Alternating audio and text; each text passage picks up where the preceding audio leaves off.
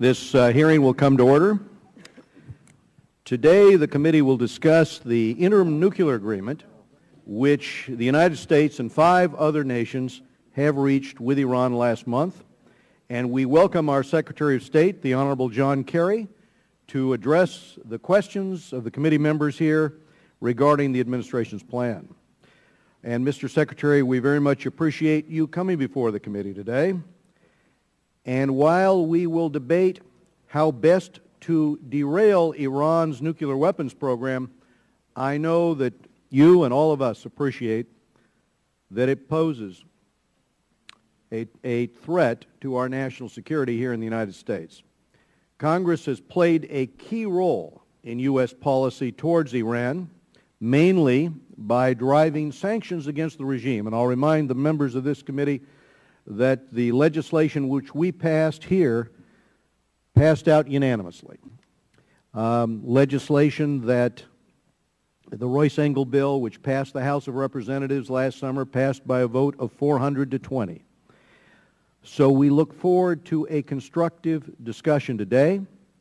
These are high-stake issues, but I am confident that the spirit of bipartisanship will prevail, as it typically does on this committee, and we welcome our Secretary of State here today.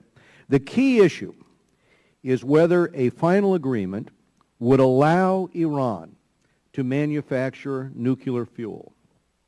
Unfortunately, the interim agreement raises some questions about this. My concern is that we may have bargained away our fundamental position, which is enshrined in 6 UN Security Council resolutions. And that fundamental agreement is that Iran should not be enriching and reprocessing. And we may bargain that away for a false confidence that we can effectively block Iran's misuse of these key nuclear bomb-making technologies. Just within the last few days, Iran has announced plans to press on and improve its centrifuge technology in order to enrich uranium.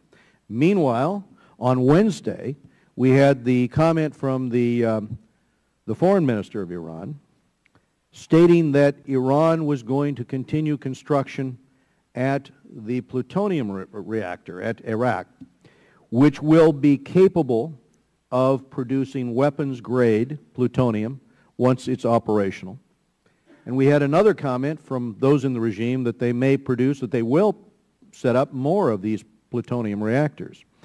That tells us something about Iran's intentions, and that is why we are concerned about how this agreement will be enforced. Yes, we agree, on the concept of verification, that we have to have good verification. One of the things we remember as we deal with this government in Iran is that it is one that aggressively supports terrorism, supports the most radical groups. In 2006, I was in Haifa when it was being shelled, and it was being shelled specifically with Iranian missiles and missiles provided, rockets provided by Syria. This is a regime which, as we were reminded not too long ago, Mr. Ted Deutsch reminded me that when we heard the rally and the slogan, "Death to America," it was not just the Basiji that were marching. It was members of the government as well that were shouting, "Death to America." It is a regime which brutally represses its own people. And oftentimes the way a country treats its own citizens tells you how it might treat others. And it threatens our ally with extinction, saying that Israel is a country which could be destroyed with just one bomb. It is that kind of commentary out of the regime that gives us pause. And it has, and this is the important point to many of us, it has a history of deceiving the international community about its nuclear program. The director of the IAEA raised that concern with me. It has that history, and it's pursuing a ballistic missile program in violation of UN Security Council resolutions as well. So Iran is not just another country. It simply can't be trusted with enrichment technology because verification efforts can never be foolproof with respect to their ability to get undetectable nuclear breakout. That's one of the concerns we have. An agreement in which Iran purchases and returns spent nuclear fuel for energy generation is one thing. That's something that we were willing to get an agreement on. But allowing enrichment, I feel, is too high, going beyond the lines of realistic international control. There's been a lot of talk about whether Iran has the right to enrich technology. This committee has held several hearings on the Non-Proliferation Treaty over the years. It is clear that Iran has no such right under that treaty. And while I've heard the administration say that Iran has no right, it's a moot point if an agreement permits enrichment, giving Iran a de facto right. The proposed sanctions relief is another concern. The sanctions pressure that drove Iran to the negotiating table took years to build. While the interim agreement relief is limited, governments throughout the world will not be easily convinced to reverse course and ratchet up sanctions pressure if Iran is only buying time with this agreement. Moreover, companies have stayed away from Iran as much due to the atmosphere of international isolation as to the letter of U.S. sanctions law. I am concerned that that may now be lost, because foreign-based oil companies have jumped to start discussions with Iran. This is the headline from Wall Street Journal: Iran deal opens door for businesses. We've got to counter that impression. Lastly, a point I want to make is that sanctions have worked elsewhere. International sanctions pressure brought down the immoral apartheid regime in South Africa. That led to South Africa not only releasing Nelson Mandela from prison, but also abandoning its nuclear arsenal, giving up its atomic bomb. A bipartisan coalition from Newt Gingrich to John Kerry supported those tough sanctions, even overriding a presidential veto. Negotiations, quiet diplomacy was tried first. But at the end of the day, there was the intent that if we did not achieve the result, that the overwhelming sanctions would be imposed, and indeed they were, and indeed they worked. We are facing an immoral and very dangerous regime in Iran, one nearing a nuclear weapon. I am hard-pressed to understand why we'd be letting up sanctions pressure at the very time its economy is on the ropes without getting an agreement which stops its centrifuges from spinning. I think all of us expected that the sanctions would be used to get an agreement that stopped the centrifuge program, to stop those from spinning, and that is my basic concern here. I now turn to Ranking Member Engel for his opening statement. Thank you, Mr. Chairman. Secretary Kerry, thank you for appearing before the committee today and for your tireless efforts to enhance the security and prosperity of the United States. Thank you, Chairman Royce, for calling this hearing on an issue that's obviously of paramount importance to American national security. Upon taking office nearly 5 years ago, President Obama inherited an almost non-existent strategy to deal with the looming threat of Iran obtaining a nuclear weapons capability. The President initially focused on the diplomatic track, but the limitations of that one-dimensional approach soon became apparent when Iran walked away from the P5+1 negotiations in October of 2009. After that, the administration shifted to a two-track strategy which coupled engagement with increasing economic pressure through sanctions while making it clear that all options remain on the table. This is the policy I favored, and the President, together with Secretary Clinton, succeeded beyond expectations in uniting the international community against Iran's nuclear ambitions. The UN Security Council and the European Union, acting in parallel with our efforts, imposed tough new sanctions on Iran. This committee took the lead on a bipartisan basis to pass biting sanctions legislation, the Royce-Engel bill, designed to cripple the Iranian economy, giving the administration the tools it needed to change the calculus of the Iranian regime. That was a bill that passed unanimously out of this committee. I was very, very proud of it to work on such a bipartisan basis with Chairman Royce, and then passed the floor, as the Chairman has pointed out, by a vote of 400 to 20. It was, I think, one of the finer days of the United States House of Representatives. Over the last 3 years, President Obama has signed 4 major Iran sanctions bills into law. Taken together with international sanctions, this has made it exceedingly difficult for Iran to sell its oil on the global markets, cut off Tehran from the international financial system, and severely limited Iran's access to hard currency. Several weeks ago, thanks to sustained efforts by Congress and the administration, the Iranians finally admitted that the sanctions are hurting them badly.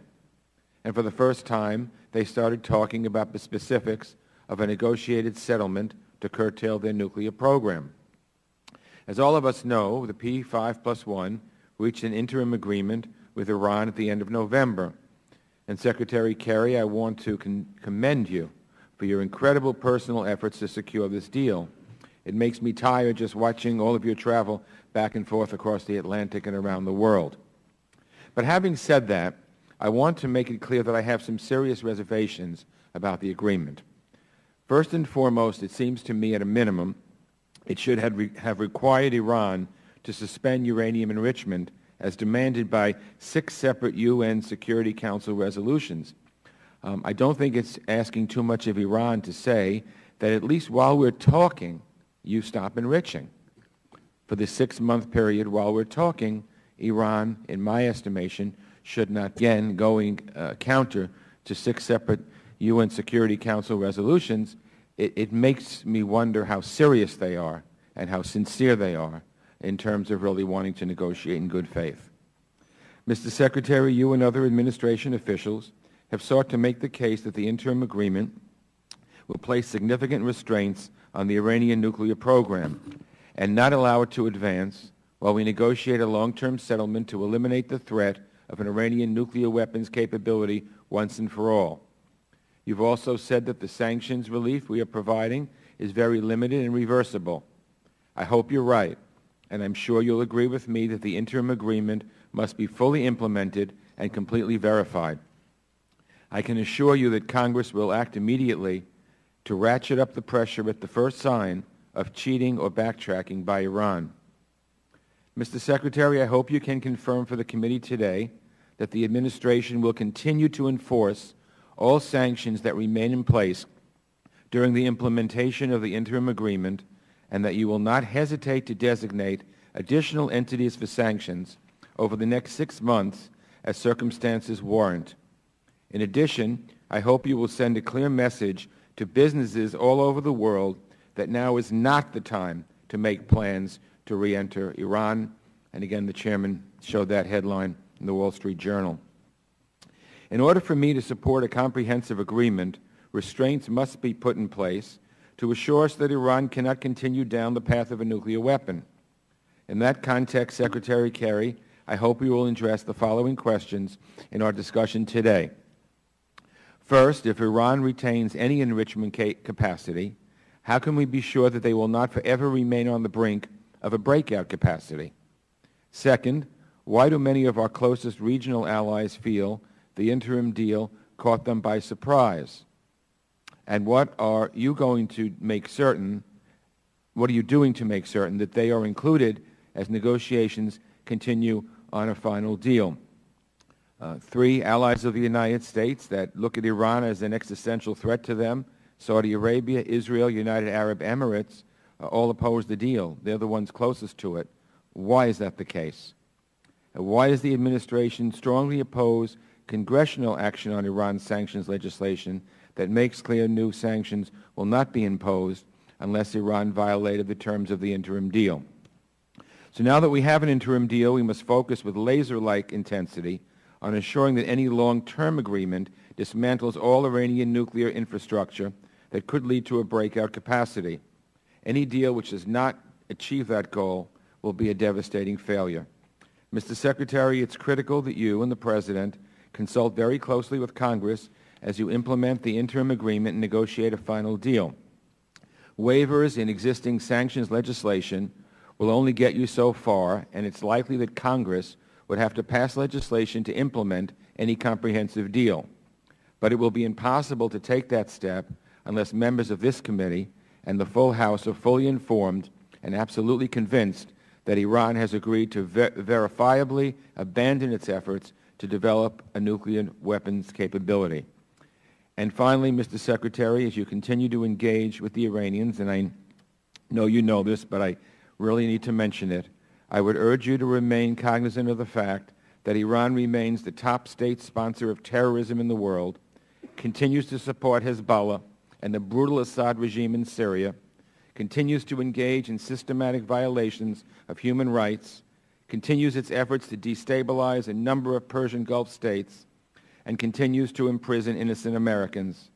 All of this under the so-called moderate Rouhani government.